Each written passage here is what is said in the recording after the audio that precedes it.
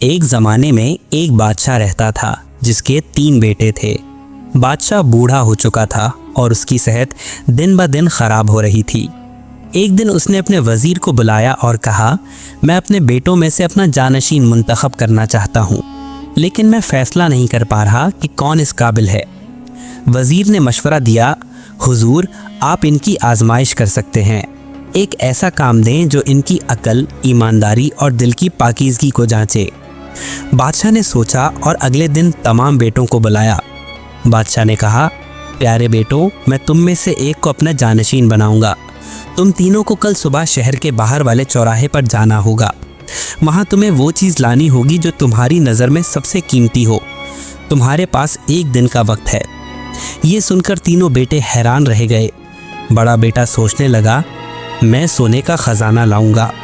درمیانے بیٹے نے سوچا، میں ہیرے جواہرات لاؤں گا۔ چھوٹا بیٹا خاموش رہا اور سوچتا رہا کہ قیمتی چیز کیا ہو سکتی ہے۔ اگلی صبح تینوں بھائی چوراہے کی طرف نکلے۔ راستے میں وہ ایک دوسرے سے بات کر رہے تھے۔ بڑا بیٹا بولا، میں نے سنا ہے کہ چوراہے کے قریب ایک غار ہے جہاں سونے کے سکے چھپے ہیں، میں وہیں جا رہا ہوں۔ درمیانہ بیٹا بولا، میں تو بازار جا کر نایاب ہیرے خریدوں گا۔ چھوٹا بیٹا بولا، بھائیوں، ہمیں صرف قیمتی چیز ہی نہیں بلکہ مفید چیز بھی لینی چاہیے۔ یہ کہہ کر وہ الگ راستے پر چل پڑا۔ چوراہے پر پہنچ کر بڑے بیٹے نے غار کی طرف رخ کیا، درمیانے بیٹے نے بازار کا راستہ لیا۔ چھوٹا بیٹا چوراہے پر کھڑا سوچ رہا تھا کہ اسے کیا کرنا چاہیے۔ اچانک اس نے دیکھا کہ ایک بوڑھا آدمی راستے میں بیٹھا رو رہا ہے۔ چھوٹا بیٹا اس کے پاس گیا اور پوچھا، ابو آپ کیوں رو رہے ہیں؟ بوڑھے نے کہا، میرا گھر دور ہے اور میں راستہ بھول گیا ہوں، میرے پاس کھانے کو کچھ نہیں۔ چھوٹے بیٹے نے اپنا کھانا بوڑھے کو دے دیا اور اسے راستہ دکھانے کا وعدہ کیا۔ بوڑھے نے کھانا کھایا اور کہا، تم بہت مہربان ہو، میں تمہیں ایک تحفہ دینا چاہتا ہوں۔ یہ کہہ کر اس نے ایک چمکتی ہوئی پتھر کی قلم نکالی۔ یہ قلم جادوئی نہیں ہے، لیکن یہ تمہیں سچائی کی راہ دکھائے گی۔ جب تم کسی مشکل میں پڑو، اس قلم سے سوچو اور تمہیں صحیح فیصلہ کرنے میں مدد ملے گی۔ چھوٹے بیٹے نے قلم لی اور شکریہ ادا کیا۔ پھر اس نے بوڑھے کو اس کے گھر تک پہنچایا۔ راستے میں بوڑھے نے کہا، تمہاری مہربانی تمہاری سب سے بڑی طاقت ہے۔ یاد رکھو، قیمتی چیز وہ نہیں جو چمکتی ہے، بلکہ وہ ہے جو دلوں کو جیتتی ہے۔ چھوٹا بیٹا یہ باتیں سوچتا ہوا واپس چل پڑا۔ اس نے فیصلہ کیا کہ وہ قلم ہی اپنے باپ کے لیے لے جائے گا، کیونکہ یہ اسے سچائی کی یاد دلاتی ہے۔ دوسری طرف بڑا بیٹا غار میں سونے کے سکے ڈھونڈنے لگا اور درمیانہ بیٹا بازار سے ہیرے خرید رہا تھا۔ بڑا بیٹا غار میں گیا اور اسے سونے کے سکے ملے۔ وہ خوشی سے چلایا، میں امیر ہو گیا، یہ سونے کے سکے میرے باپ کے لیے بہت قیمتی ہوں گے۔ اس نے ایک بڑا تھیلا بھر کر سونے کے سکے لیے اور واپس محل کی طرف چل پڑا۔ راستے میں اسے ایک غریب آدمی ملا جس کے پاس کھانے کو نہیں تھا۔ غریب آدمی نے کہا، حضور مجھے کچھ مدد چاہیے۔ بڑے بیٹے نے جواب دیا، دور ہو جا، میرے پاس تیرے لیے وقت نہیں ہے۔ یہ کہہ وہ آگے بڑھ گیا۔ جب وہ محل پہنچا تو اس نے باپ کو سونے کے سکے دکھائے۔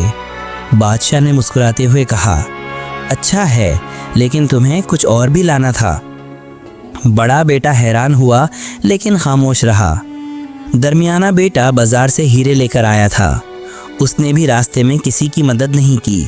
وہ ہیرے لے کر محل پہنچا اور بادشاہ کو دکھائے۔ بادشاہ نے ہیروں کو دیکھا اور کہا، تم نے بھی اچھی چیز لی ہے۔ اب صرف چھوٹا بیٹا باقی تھا۔ چھوٹا بیٹا قلم لے کر محل کی طرف واپس جا رہا تھا۔ راستے میں اسے ایک لڑکا روتا ہوا ملا۔ چھوٹے بیٹے نے پوچھا، کیا بات ہے، تم کیوں رو رہے ہو؟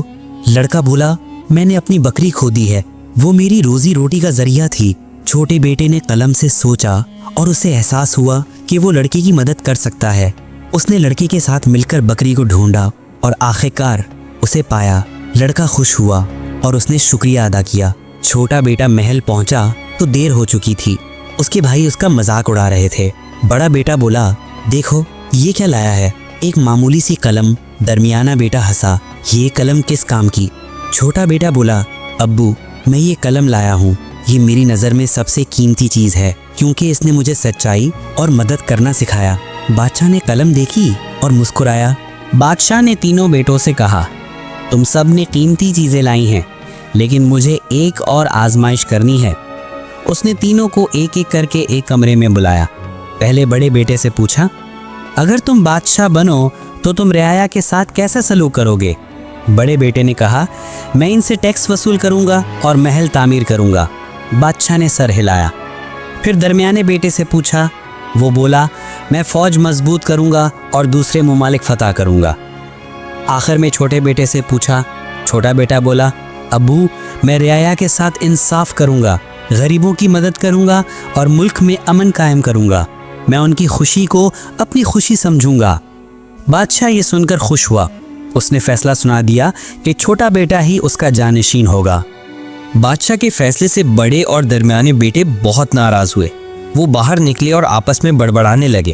بڑا بیٹا بولا، یہ کیسا انصاف ہے؟ میں سونا لایا اور اس نے قلم کو ترجیح دی۔ درمیانہ بیٹا بولا، ہمارے باپ نے ہمیں دھوکہ دیا ہے، ہمیں کچھ کرنا چاہیے۔ انہوں نے سازش کی کہ چھوٹے بھائی کو نقصان پہنچایا جائے۔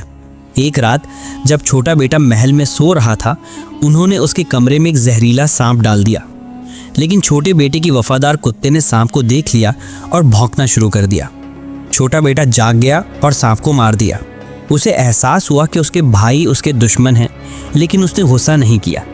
اس نے قلم سے سوچا اور فیصلہ کیا کہ وہ انہیں معاف کر دے گا۔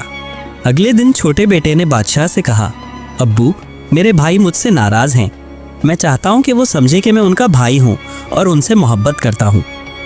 بادشاہ نے کہا، تمہاری حکمت مجھے حیران کرتی ہے۔ چھوٹے بیٹے نے اپنے بھائیوں کو بلایا اور کہا، بھائیو میں تمہیں معاف کرتا ہوں، آؤ ہم مل کر اس ملک کی خدمت کریں۔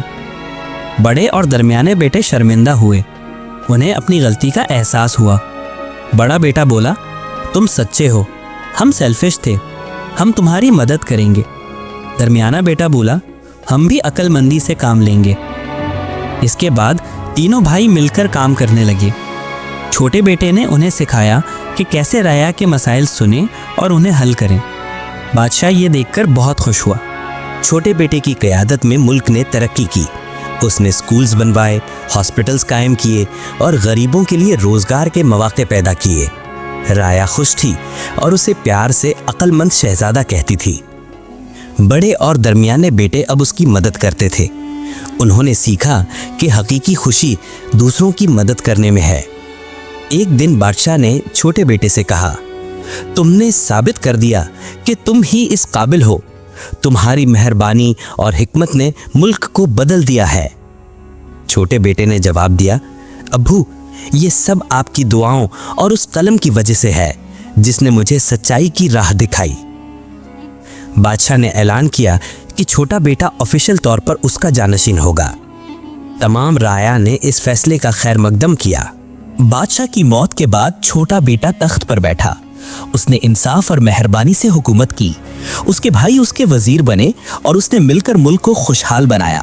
چھوٹے بادشاہ نے ہمیشہ اس قلم کو سنبھال کر رکھا جو اس سے بوڑھے کی یاد دلاتی تھی۔ ایک دن اس نے اپنے بیٹوں کو یہ کہانی سنائی اور کہا، پیارے بیٹو، یاد رکھو قیمتی چیز وہ نہیں جو چمکتی ہے، بلکہ وہ ہے جو دلوں کو جیتتی ہے۔ ہمیشہ دوسروں کی مدد کرو اور سچائی پر قائم رہو۔ یہ کہہ کر اس نے قلم اپنے بیٹے کو دے دی اور اس طرح یہ کہانی نسلوں تک چلتی رہی۔ پورے ملک میں امن و امان قائم رہا اور سب لوگ خوشی سے رہنے لگے۔